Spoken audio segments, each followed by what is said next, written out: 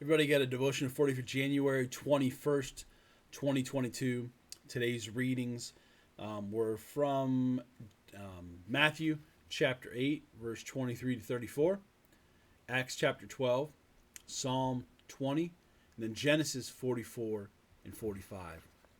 Kind of following up on what we talked about yesterday.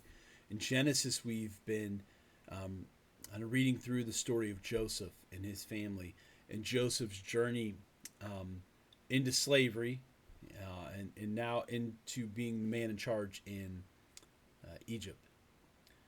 And for the last few chapters, we've looked at this interaction with his brothers, this back and forth, where Joseph's dreams come true and he has authority, he has power over them, but they don't recognize who he is.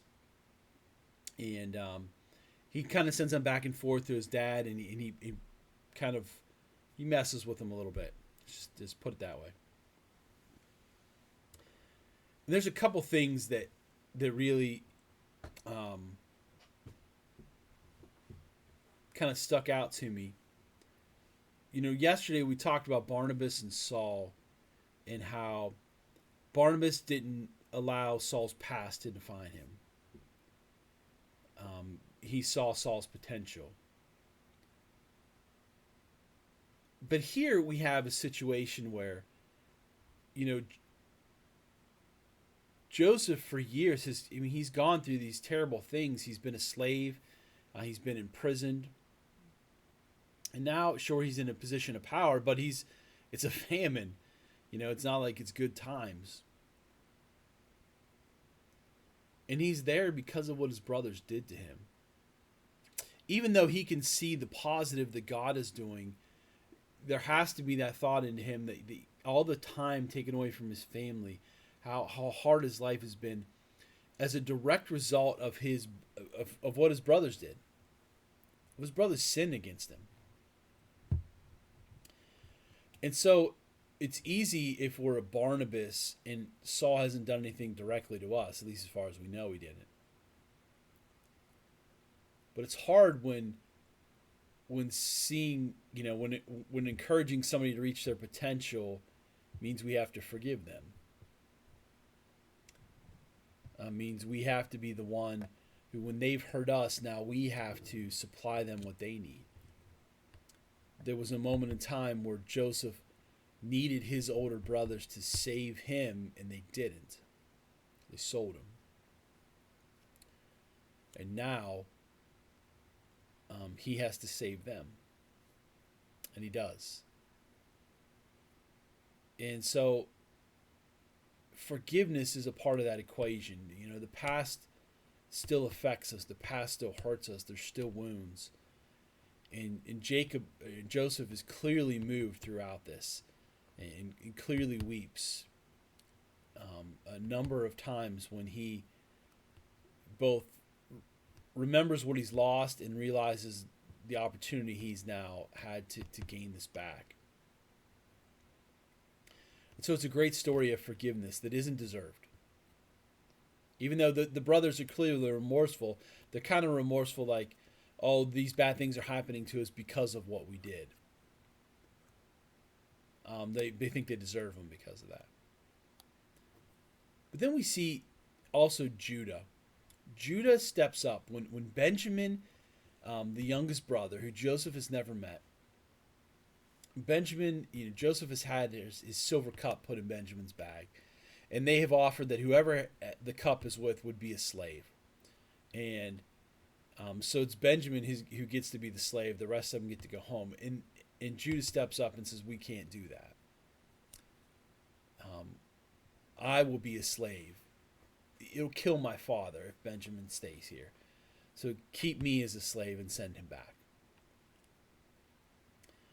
The reason that is so important and impactful is it was Judah's idea to sell Joseph into slavery. They all together were going to kill him, and Judah said, no. We don't want to kill our own brother. We don't have to cover up his blood. We don't want his blood to be on our hands. Let's just sell him into slavery. And now the twist that Judah before who selfishly sold his brother into slavery is now willing to sell himself into slavery to save his younger brother.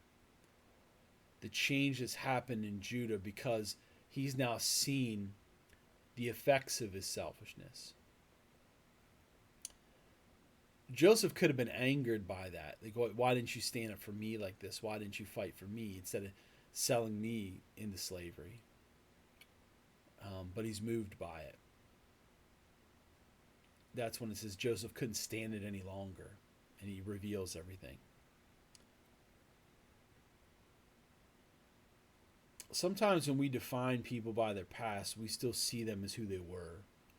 But the things they've done and the things they've gone, they've grown and they've changed. And they're not who they used to be. And we need to look beyond what we saw and what we experienced with them to see more. Because people can change. Especially when they